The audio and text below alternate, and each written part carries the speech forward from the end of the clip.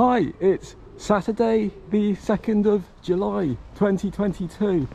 I'm spending summer walking from Land's End to John O'Groats.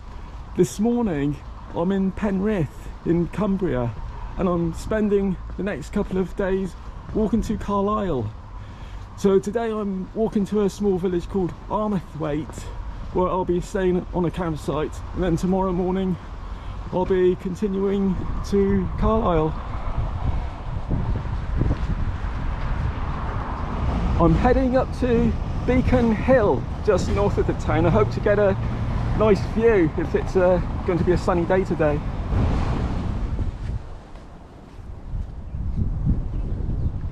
I've just arrived at Penrith Beacon. This is a monument that was built in 1719 at a spot where beacons have been lit in times of war and emergency since the time of Henry VIII. And it's possible from here to get a magnificent view on a clear day across the Eden Valley to the hills of Lakeland. The beacon's purpose was to forewarn the local population of impending attack, usually by Scots, so the inhabitants and their livestock could take refuge. And at a height of 286 metres above sea level, the lit beacon would have been visible for a considerable distance, and was one in a chain of beacons operating down the Eden Valley. So time to continue my walk to Armathwaite.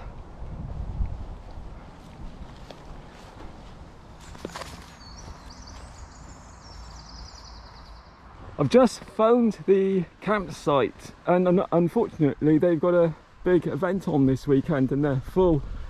But it's not a big problem because there's a lot of public access woods in this area. So I'm just going to get some food in the next village and then go looking for a wood to camp tonight. I think I'm approaching the Eden Valley because I know I'm heading towards the River Eden, because Armathwaite's on the river, and I'm approaching a big wide valley now, so I guess I'm approaching that region now. Just found a really nice spot in the woods, so now I'm going to settle down, and tomorrow morning is a very easy walk into Carlisle, where I'm going to spend a couple of nights because I want to have a little rest and then do some shopping for like new boots for Scotland and do some sightseeing. So until tomorrow morning, good night. Sunday the 3rd of June, just a very easy 11-mile walk to Carlisle today through the country lanes, and I think today is just going to be just cloudy with the odd shower.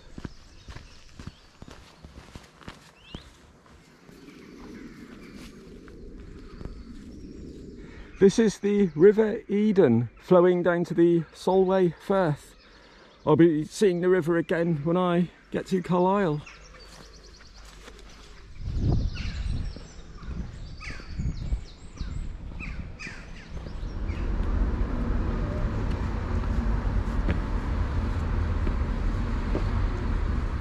Just arrived in the centre of Carlisle, so I'm just going to go to my hotel now, put all my stuff in there and then do some shopping, and then tomorrow I'm going to visit the castle and the other historic places. So until then, good night.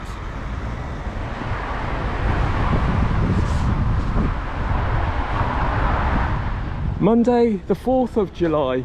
I'm spending today looking around the historic sites of Carlisle, and my first place I'll be visiting is Carlisle Castle, which is a few minutes walk from here.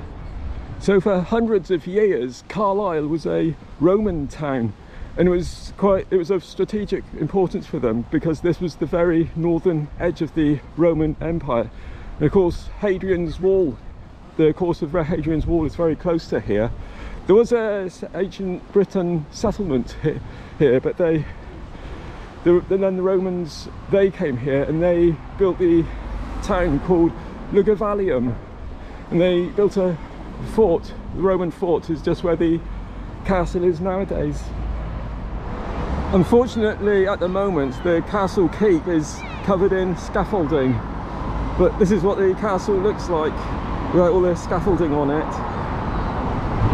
Just got to go up here, get a better view.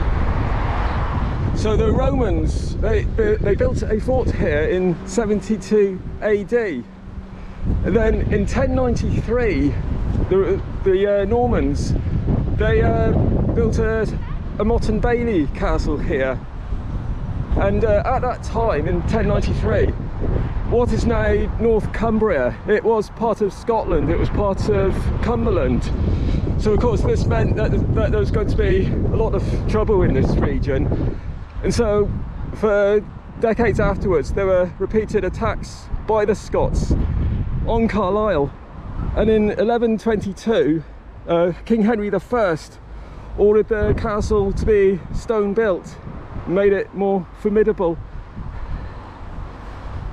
So in 1295 there was a major attack by the Scots on Carlisle Castle, but they didn't have the manpower, so they failed to take it. And then in 1315 they laid siege to it for several weeks, but again they failed to take the castle. But there, in 1745 the Jacobite rebels attacked the castle and they actually took it. And the Jacobite rebels, this was just after the union of England and Scotland, and they wanted the House of Stuart to be the monarchy. They wanted Bonnie Prince Charlie to be the King of Scotland and England. And so they took the castle, but the British government sent an army up here and they retook the castle, and that was the last ever siege of a castle on British soil. I think the castle is still a military establishment, or it was a military base until quite recently, but it's open to the public, so I'm going to go inside and find out more.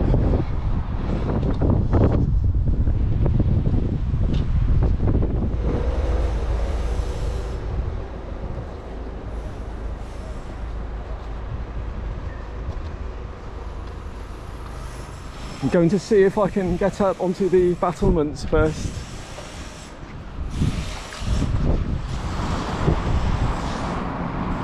So this is a view of Carlisle from the castle. I think there's still quite a bit of the old city wall that's intact on the west side of the town, so I might go over and have a look at that later on this afternoon. These are the barracks inside the castle.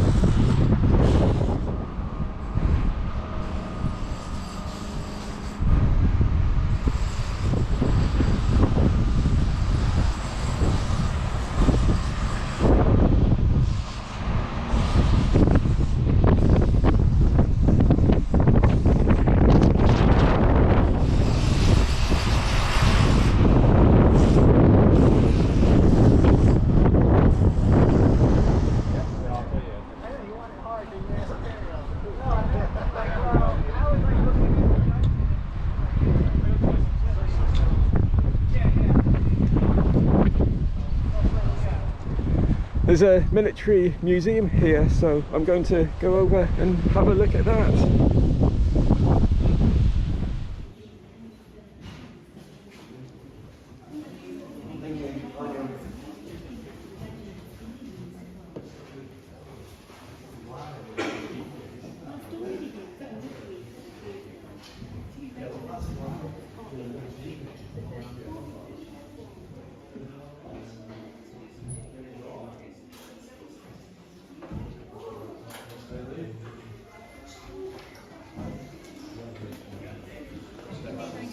They arrived in North Africa, ready for the invasion.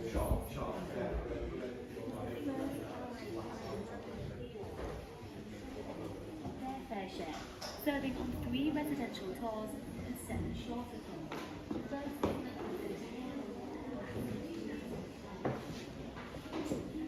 So the castle was where the border regiment used to be based, and today they still have the barracks here for the Duke of Lancaster's regiment.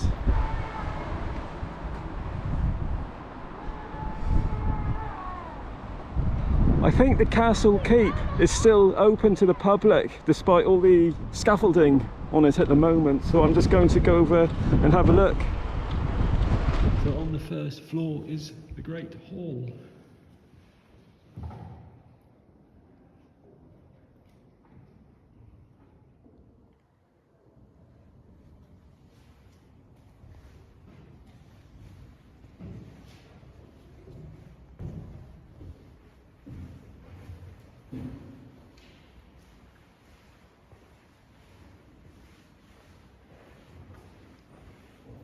The top floor of the keep is closed, unfortunately, because of the building work. But it's a shame, because on the top floor there's an exhibition about Bonnie Prince Charlie and the Jacobite uprising. But anyway, I'm off downtown now. I'm going to look at the historic buildings in Carlisle town centre. I'm just going down Castle Street. Just over there, that's the Tully House Museum. That was opened in 1893, and that's the main museum of Carlisle. It's got a lot of artifacts from the Roman period onwards. And just down the road from the museum is Carlisle Cathedral. Carlisle Cathedral is one of the smallest cathedrals in the country, and there's a couple of reasons for that. When it was first built in 1122, it was originally built as a church, but then in 1133 Carlisle was given city status, and that was when it was elevated to a cathedral. And also during the English Civil War, a large part of it was taken down to bolster the defences at Carlisle Castle.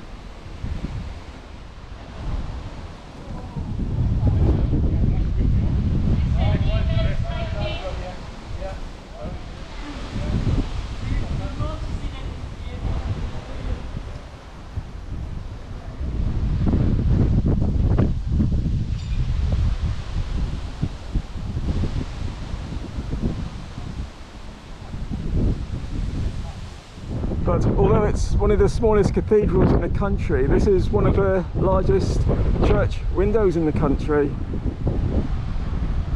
So now I'm going to continue down to the market square of the town centre. So this is Market Square, which has been the centre of the town ever since Roman times. There's a monument in the middle. It's called the Market Cross, and this one was put up in 1682, and I think it was to replace an earlier medieval one. So this is Carlisle Cross, erected in 1682. And quite close to Carlisle Cross is the Old Town Hall, and this was built in 1669, and this replaced an old medieval building which was getting too small for the city. It's now the Tourist Information Office. Also in Market Square is the Guildhall Museum. I think this museum is owned by the same people who own the Tully House Museum, and this is one of Carlisle's oldest buildings. It dates back to the 14th century, and a lot of the timber, the woodwork is still original.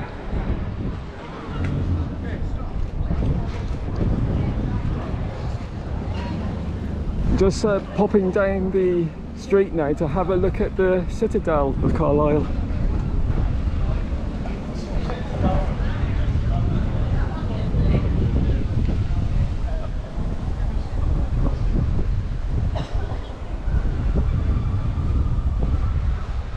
I'm just approaching the Citadel now, which was built on the south side of the old town.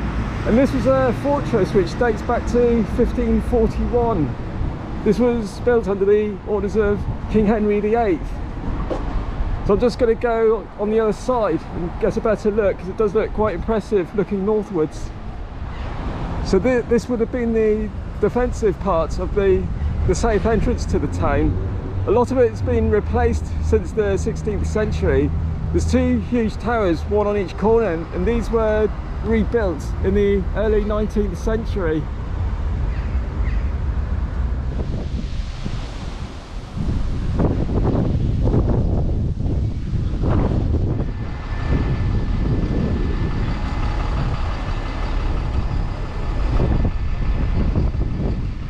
So it's time to go back to my hotel now and plan my little walk to Scotland. So tomorrow I'll be going to Gretna and then to the more famous Gretna Green just to the north of the town. So I'm quite looking forward to that. So until then, good night. Tuesday the 5th of June. So today I'm just walking to Gretna Green. There's a very handy motorway service station very close to the village with a affordable hotel, so I'll be walking to there today. I'm just crossing the River Eden. Just on the other side of the river is where Hadrian's Wall would have been, but I don't think there's any remains of it now. There might be a sign saying where it used to stand, but I don't think in this area, unfortunately, there's any remains of the wall. But one day I might do the Hadrian's Wall walk. That would be a really interesting week's hike.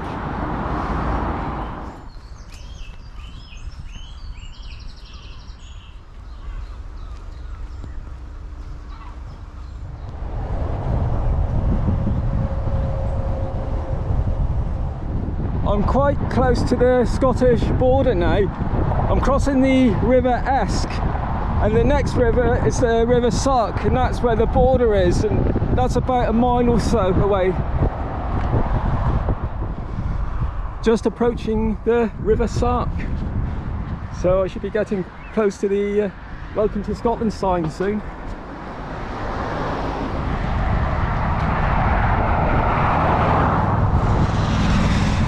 And there's the sign. So just arrived in Scotland.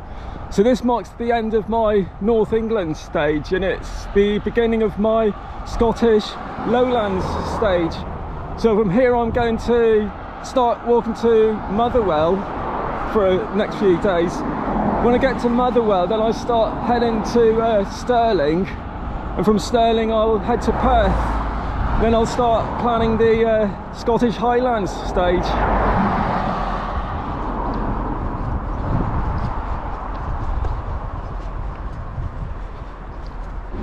Gretna is quite a new town.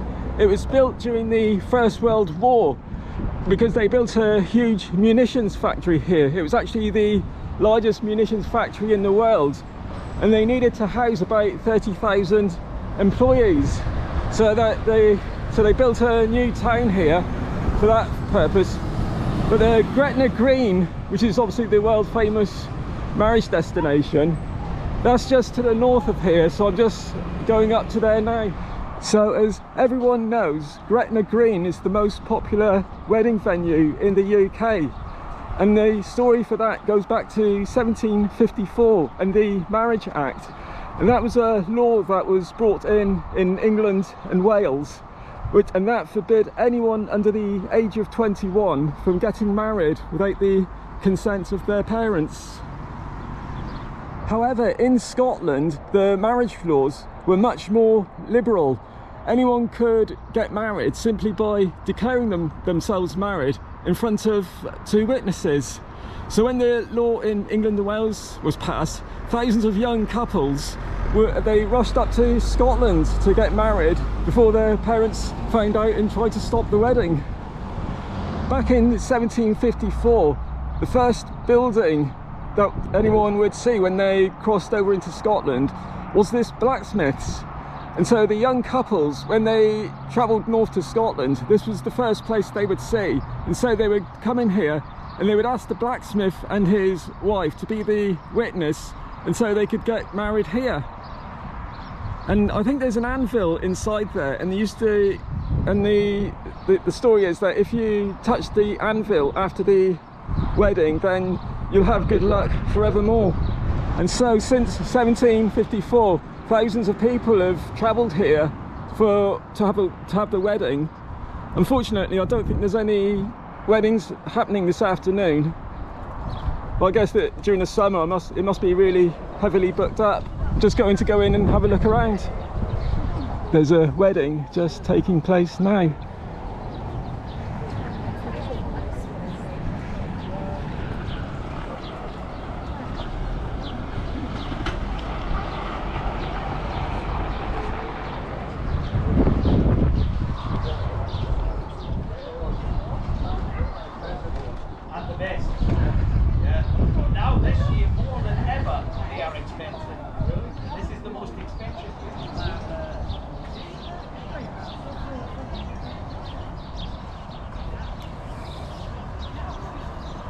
I think this is the place where they take the photograph after the weddings, so this will be on thousands of photographs.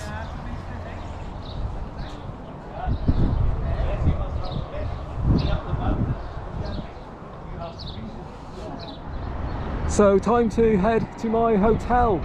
Tomorrow I'm walking to Lockerbie, so until then, good night.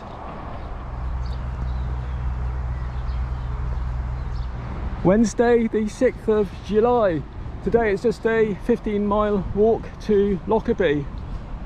I'm spending the next 5 days following this road to Motherwell in the Greater Glasgow region. This is just the quick way to Motherwell I'm taking. But once I get past Stirling, I think that's when I'm going to start crossing some really beautiful countryside, because then I'll be approaching the Cairngorm Mountains, so quite looking forward to that.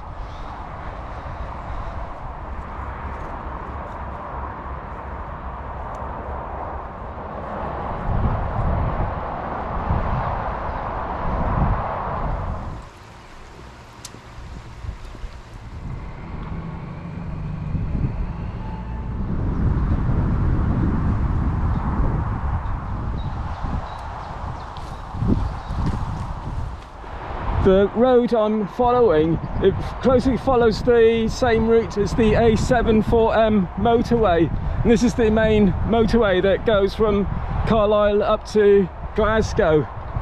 So I guess because I'm approaching the southern uplands, and so all the main transport routes, this is the sort of the main transport corridor that goes through the southern uplands up to Glasgow.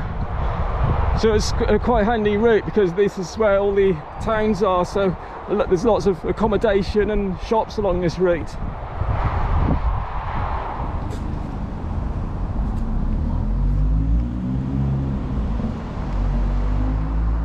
I've just arrived in the centre of Lockerbie. The name Lockerbie is actually an old Viking word, where it's got Norse roots. It means Lockard's town. And it's mainly, all the old buildings are mainly in sandstone. That's the old town hall that was built in 1880. There's a lot of statues of sheep in Lockerbie, so I guess the wool trade must have been quite important in this region. I'm going to Moffat tomorrow, and I know there's a statue of a ram, a big statue in the town centre of a ram, so there must be some connection to the wool trade.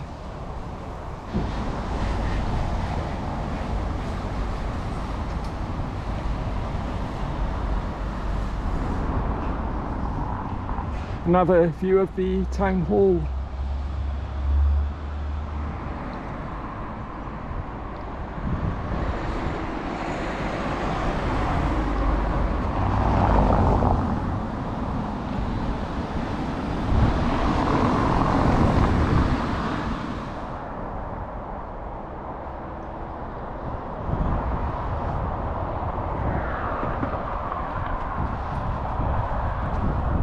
I'm staying here tonight. I'm staying in the King's Arms Hotel, which is right in the centre of town, so that's really nice. So I'm going to get a cup of tea now and wait for the reception to open. Then tomorrow it's just continuing my walk along the road at the B Road to Moffat. So until tomorrow, good night. Thursday the 7th of July. Today I'm continuing my walk along the B7076 through the Scottish Southern Uplands to the town of Moffat, where I'll be staying at the camping and caravan club site in the town centre.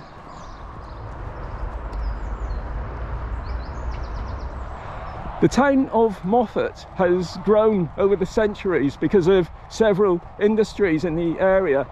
Like Lockerbie, sheep farming was quite a big industry in Moffat, and also the town was, for hundreds of years, it was a major spa town.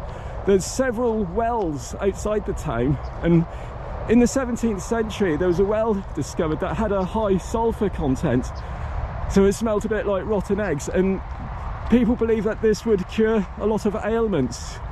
So in the 18th and 19th century, tourists began thronging to the town to take the waters, and they piped the water down from the well into the town, and they built the bathhouse, and that's now the town hall. Moffat also is famous for its Moffat toffee. It also has the oldest pharmacy in Scotland, and it also has the narrowest hotel in the world.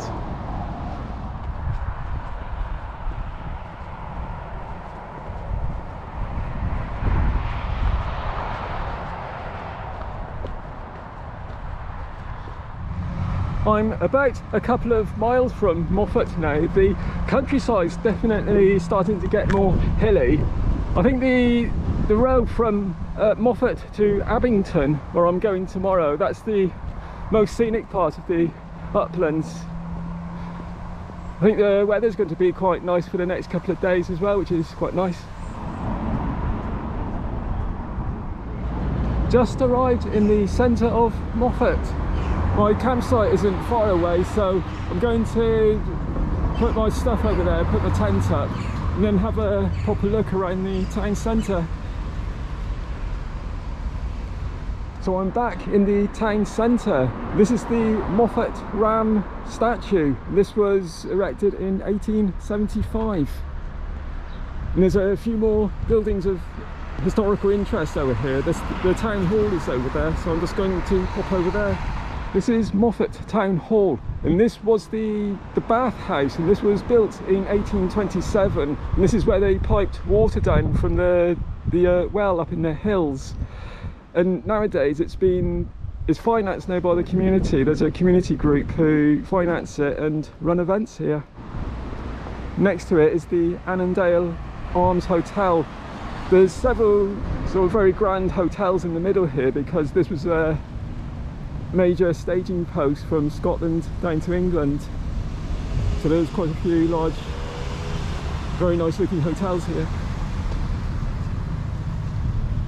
And talking of hotels, this is the hotel I was talking about earlier. This is the Star Hotel, and this is in the Guinness Book of Records as the narrowest hotel in the world. It's 20 foot wide, which is about 6 meters.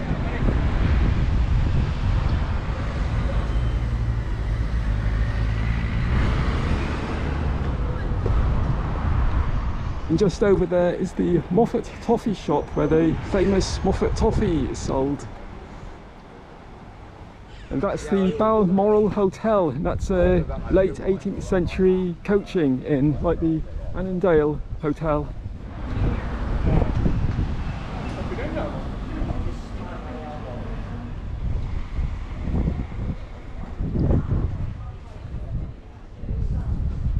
And this is Thomas Hetherington Pharmacy, and this is the oldest pharmacy in Scotland, established in 1844.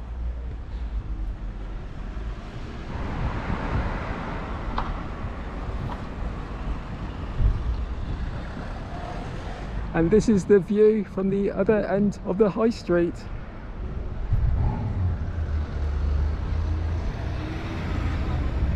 And this is the Black Bull Inn, which dates back to 1568. Well, I'm going back to the campsite now, and I'm going to plan my walk to Abington. I hope it's same weather again tomorrow, so until then, good night.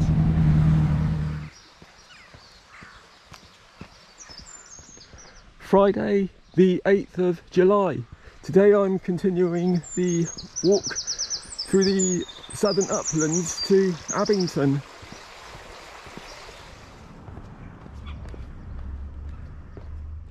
There's Moffat just down in the valley.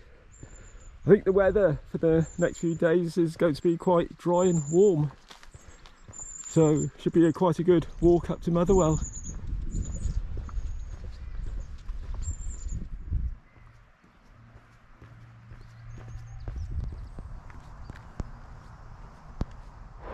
I'm just approaching the motorway again and the B7076, which I'll be following into Abington.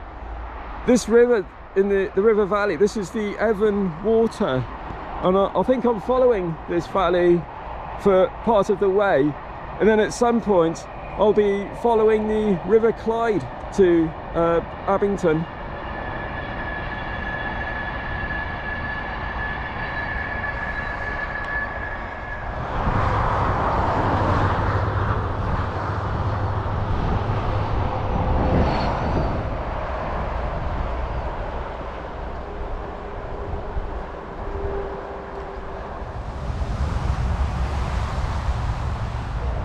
I'm just arriving in South Lanarkshire.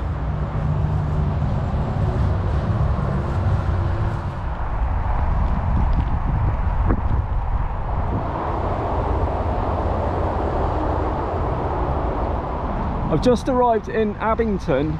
There's not much to see here, it's just a small village, but it's got a shop and a campsite, so it's a very useful stopover. And it's a bit too dark and gloomy today to do much more videoing, so I'm just going to go to the shop and then head out for the campsite. Saturday the 9th of July, and today I'm continuing along the B7076 to Lejog. Abington is right next to the River Clyde, and I hope to see the River Clyde again tomorrow. There is a walking trail from, well, near Lejog. There's a walking trail following the Clyde to Motherwell, and so I'm hoping to have time to find that and walk along that into the town.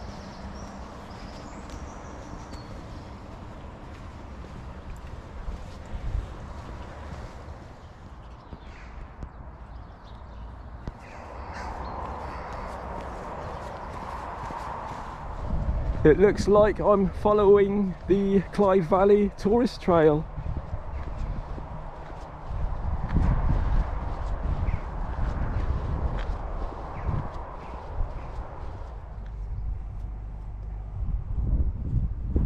I'm a lot further away from the motorway this morning. It's about half a mile away, just up there, up the hill.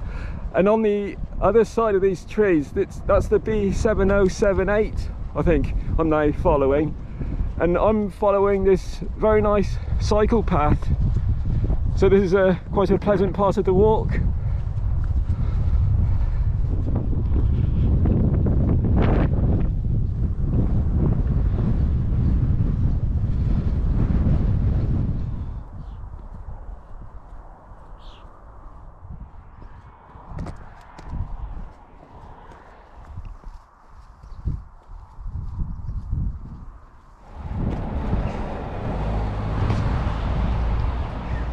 Just arrived in Lejog. I think that's the right way to pronounce it. So I'm just stopping here tonight to hotel. There's nothing much to see really, it's a very small town, but it's a very useful stopover on the road from Carlisle to Glasgow. So tomorrow I'll be continuing to Motherwell, where I hope to upload my video. So until then, good night. Sunday the 10th of July. Today I'm hoping to get onto the Clyde River walking trail for my walk into Motherwell today. Just heading towards the Clyde Valley.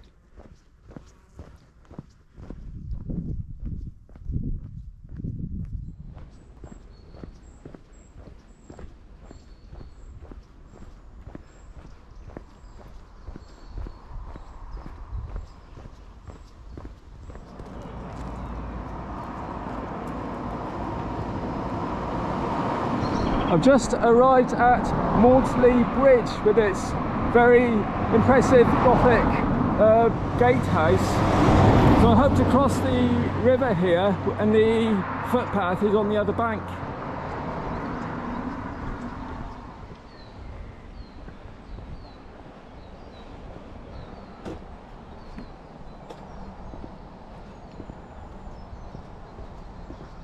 This is the very picturesque Mosley Bridge, which spans the River Clyde. It was built in 1861 and it provided access to the now demolished Maudsley Castle, which in its day was frequented by royalty and prominent public figures. And the bridge is believed to be the work of David Bryce, who was one of Scotland's leading 19th century architects, who is renowned for his country houses and churches. And the bridge has recently got a recent 1.3 million restoration by the owners, Scottish Water. So now I'm on the Clyde River Trail. This goes all the way to Motherwell now, so nice pleasant walk for the next couple of hours.